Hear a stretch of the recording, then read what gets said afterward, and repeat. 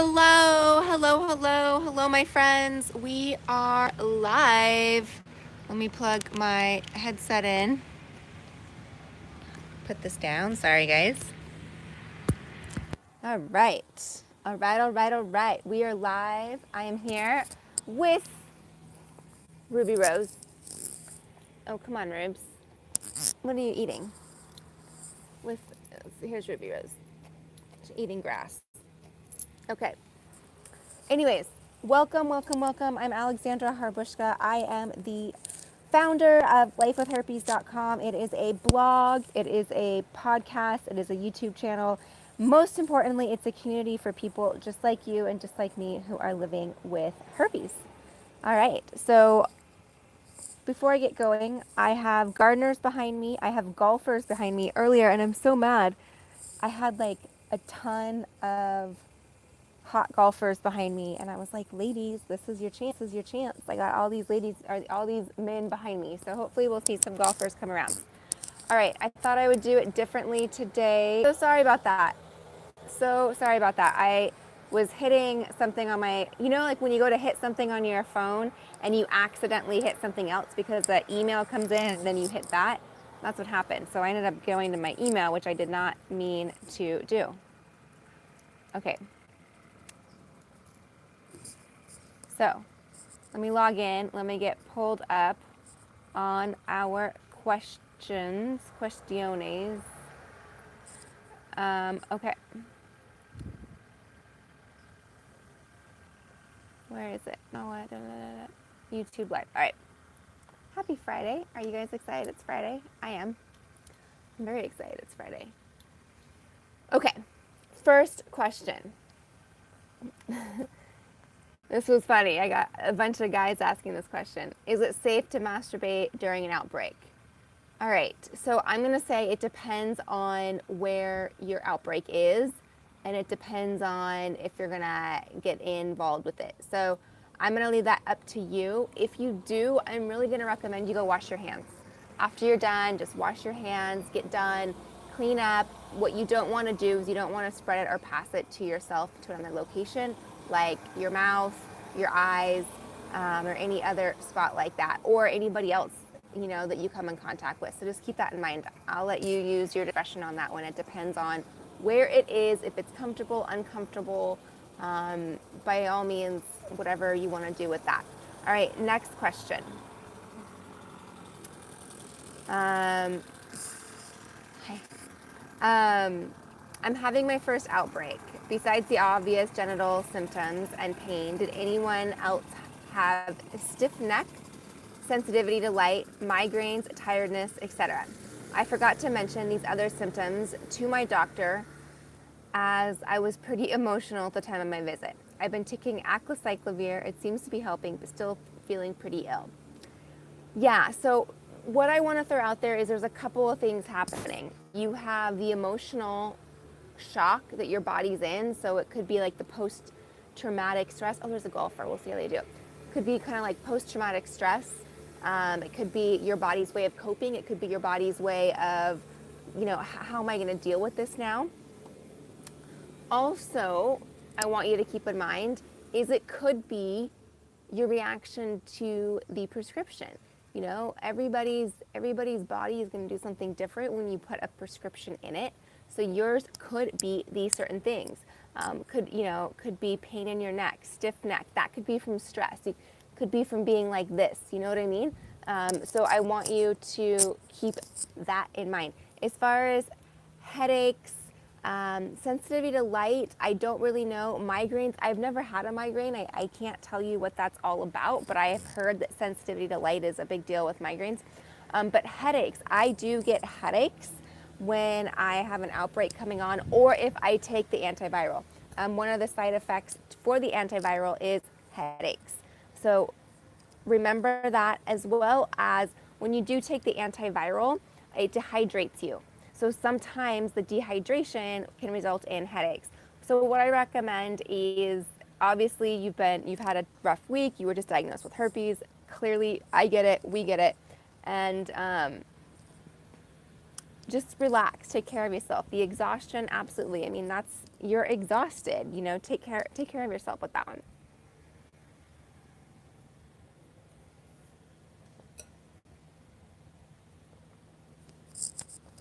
All right. Next question. How's everyone doing today?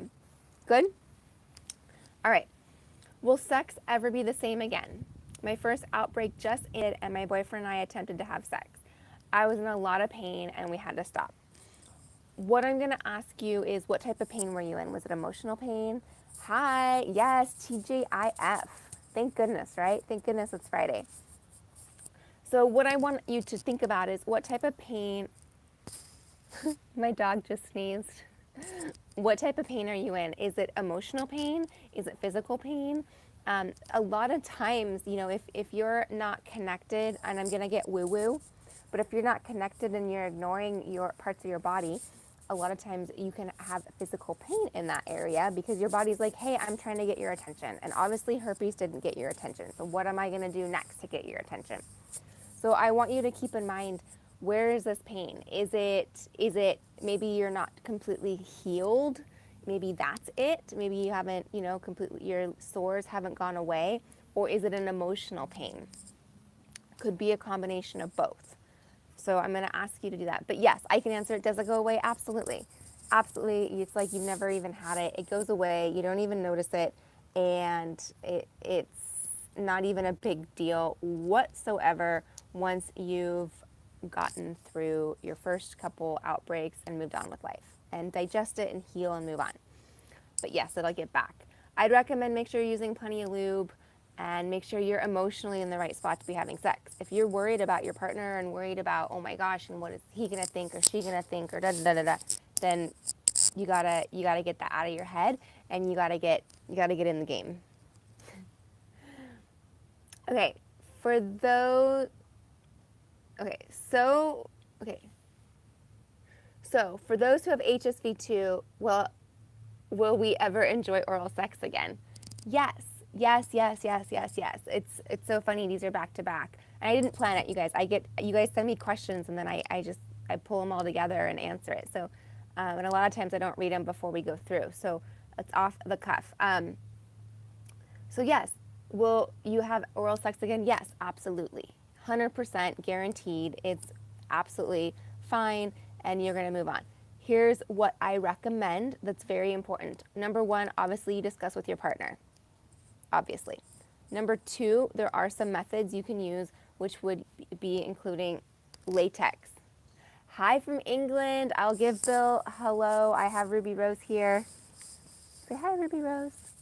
There's Ruby Rose. All right. Yeah, I will tell Bill. I'm in San Diego right now. Okay. So I highly recommend using latex. If that's something that is concerning to you or your partner, absolutely use latex. I know it sounds kind of funny to say use latex for oral sex because that's not something we've been educated in or we were taught to use, but it's an important thing to consider with using oral sex. And as you move on in your life, as you move on in your partnership, as you move on in a long-term relationship with, you know, a partner, chances are he or she will either get it eventually or they won't care. So in my personal situation, they don't care. I mean, Bill does not care that I have it, and we have sex, oral sex, we do it all. So, and quite often. So it's not a big deal at all in our marriage. Yeah, and I just got the comment saying, yeah, you get judged a lot because you have it a lot, meaning you have oral sex a lot or you have outbreaks a lot. But regardless, it's not a big deal, and it just depends on the communication with you and your partner. So that's what I'm going to recommend with that one. So yes, you will absolutely have oral sex again. Okay. Okay. Let me move closer so I can read. Curious question. Help me out a little. Okay, so I have HSV1 genitally. I lost my spot. Okay, I have HSV1 genitally. This girl I know has HSV2 genital. Could this work? Or would I get type 2? It's confusing. All right, I'm really glad.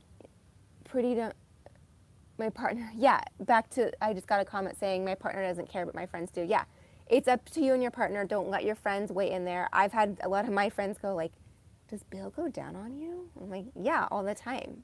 So it's not something that is a big deal at all in our relationship. Of course, the initial shock of sex, oral sex, herpes, all that is a shock. But once you get comfortable, used to it, and are you in a relationship, and your partner is okay with it, then yeah, enjoy it. You know.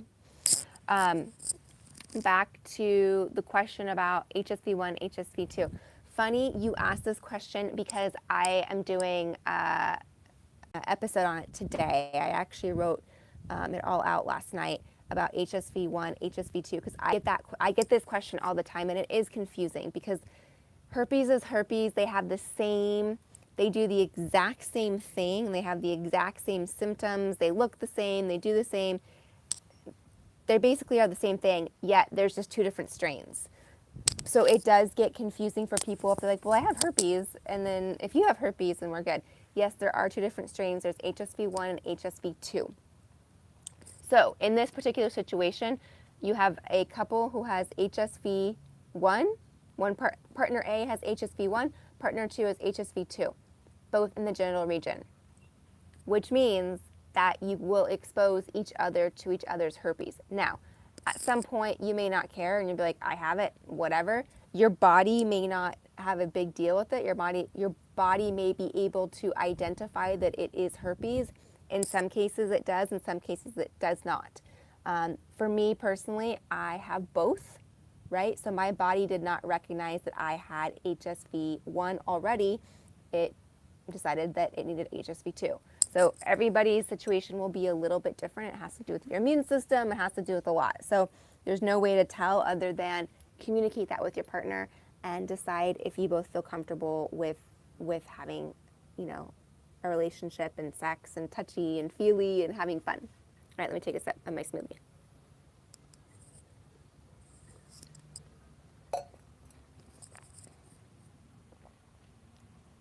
Okay. The doctor mentioned that sometimes outbreaks happen on the cervix. So sometimes the outbreaks aren't noticeable. However, at that point, I was in shock about the results and to ask questions. Therefore, I'm wondering, are there any signs to look for or experience when outbreaks occur on the cervix? All right, that's a great question. And first of all, how do you know you have herpes on the cervix? Or excuse me, guys, I keep getting notifications. How do you know you have herpes on the cervix? The thing is, you're not going to know unless someone tells you. And when I say someone tells you, I mean a doctor. They would have to see it during a pap smear. They'd have to see it during an initial outbreak, all of that. So unless you're told unless you are specifically, a doctor says you're having an outbreak on your cervix, you're not going to know because the nerves are different on our cervixes. We don't feel the same way that we feel on other parts of our body, probably because we have babies and give birth in that area. So I'm just assuming the nerves are different for that reason, not because of herpes, obviously. But yeah, you're not going to know if you have an outbreak on your cervix. So that is good news and that's bad news. The good news is you're not going to feel it. You're not going to know. You're not going to notice what's going on at all, right? You're not going to be in any pain. The bad news is you can transmit it to your partner without even knowing that you're having an outbreak. So that's the good news, that's the bad news. With that being said, I don't really know what to tell you with that as far as, treat it. Back to if we have herpes and we know we have herpes and if we're in a relationship where our partner is A, we're non-monogamous, or B, it's very early in the partnership and things like that, then use a condom to protect your partner from getting herpes. So that's what I'd recommend because you're not going to be able to know when you have those outbreaks. It's kind of like asymptomatic shedding. Think of it as that. All right. Is it really possible to never have an outbreak again? If I take one bottle of my pills, I know my doctor said, but I'm curious, to anyone else who doesn't have outbreaks anymore either, and since I haven't had outbreaks at all since the first one, does that mean VS decreases too. I don't know what VS. Vaginal symptoms? I don't know what VS means. Okay, here's the thing. The pills, and I want to clarify, pills do not cure herpes. Herpes is a virus. It's in our body for the rest of our life. We will live with it for the rest of our life. It'll go on vacation with us. It'll fall in love with us. It'll have breakups with us. It will go eat the best ice cream in Italy with us. It will go through all of these moments in life with us because it is a virus. So we are guaranteed to have it for the rest of our life, and we will die with it. We can never cure it. We can never get rid of it. What we can do is we can force it to lie dormant. So we can say, look here, little virus, I'm gonna put you down here. You're interrupting my life. I don't want to deal with you, and I don't want to have anything to do with you. So as far as getting rid of herpes forever, that's a pretty small chance. I personally, hi puppy. I personally have had 14 years in between outbreaks, of oral outbreaks. So I've had 14 years. So there would be no reason for me to be on an antiviral for that, right? Again, it's been 14 years. Why would I be taking something daily? But can I get it in another 14 years? Absolutely. Can I get it in another year? Absolutely. Can I get it in another month? You know, it just depends on what type of stress I put my body in and what it goes through. So I'm going to tell you that there's no way you can cure it, but what you can do is you can boost your immune system, you can take care of yourself, you can take care of your body, and you can get yourself, you know, in alignment so that you're not getting outbreaks all the time. Yeah, I do, and this is a really good time for me to discuss. I'm sure you've seen, I know I've seen, and it drives me crazy because they show up on my Instagram, they show up on YouTube, and I do my very best to block them immediately and get through it. But people always claim like, this cured my herpes. This doctor out of Zimbabwe or used a magical potion or whatever cured my herpes. It's not possible to cure herpes because it's a virus. We have viruses for the rest of our life. What is possible is to have it lie dormant so that you don't get outbreaks. What these doctors are doing or what these Instagram things are all about, I have no idea, and personally I wouldn't trust it. But yeah, there's definitely, at this point, no way to cure herpes or get rid of herpes. So taking a bottle of Valtrex will just help clear it up or heal it. It will not cure it, if that makes any sense. All right, any questions for me today? I went through mine pretty fast, actually.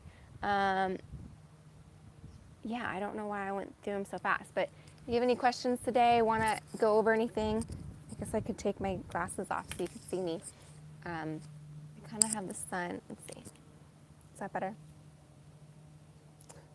Anyways, I hope you have a good Friday. It's TGIF. I cannot wait. It's been a long week for me. Have you guys had a long week? Anyways, have a great rest of your day. Does the Valtrex help prevent it from spreading? From passing it to a partner? Yes. So Valtrex definitely helps with with spreading it to another partner or whatever antiviral you're on, baclocyclovir, Valtrex, whatever it is. Yeah, it definitely lessens the asymptomatic shedding. So it does two things. It lessens the chance of an outbreak, A, and lessens the chance of asymptomatic shedding. Is it foolproof? Is it guaranteed? No, absolutely not. You can still get an outbreak. You can still have asymptomatic shedding while on the antiviral, but it does not, but it does cut back on the passing of a virus. So that's really great news if you're in a relationship with somebody who does not have herpes. So you can prevent and do the best that you can do.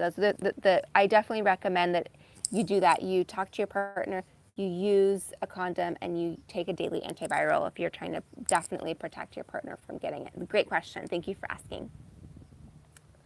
All right, my friends, I will see you all next week. Let's see where I'll be in San Diego, so I'll have a new location. Hopefully it'll be a fun spot. So yeah, I'll see you next week. If you have any questions, feel free to reach out, DM me. Also, go to lifewithherpes.com to join the community. It is fun. It is wonderful. It is, well, I mean, fun for people with herpes. Like, it's exciting to be a part of something. And we don't ever want to be a part of a group for people with herpes. Obviously, I didn't want to like sign up in my life and be like, oh, I want to be the herpes girl. But I'm very thrilled and honored to be here with you, and the community is awesome, and there's hundreds of people over there just like you and just like me who have genital herpes, and tons of great questions, and we have the ability to communicate due to modern technology of internet, which is awesome. All right, have a great rest of your day. Enjoy wherever you are, and it is summer, it's July, I can't believe it. I don't know, I'm just talking now. All right, I will see you all soon, and have a great day. Bye. And now I do this every time. How do I turn it off? Share, mute, no, cancel. How do I turn it off? Bye.